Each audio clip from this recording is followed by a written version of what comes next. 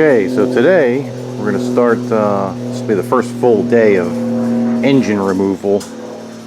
There's a lot of work to do. Starting to wonder if I might have been a little optimistic by having this thing out right by the end of next weekend.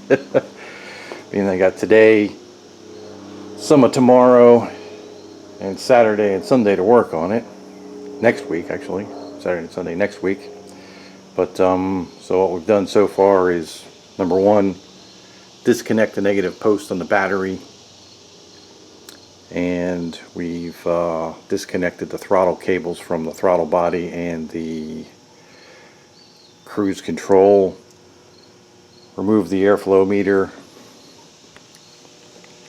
got the car up a little higher on jack stands because the next thing, and really one of the first things you got to do, is drain all the fluids. So we're ready to do that. And also, while you're under there, you want to disconnect the starter and remove the exhaust system.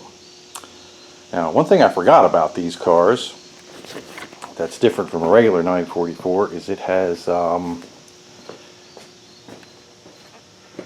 probably can't really see it, but down there is a cooler for the power steering and the engine oil cooler.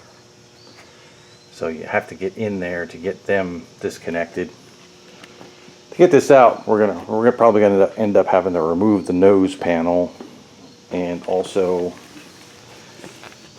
this under tray here, because over here is where those two coolers are. So that's what we're going to try to get accomplished this morning. We'll see how we do.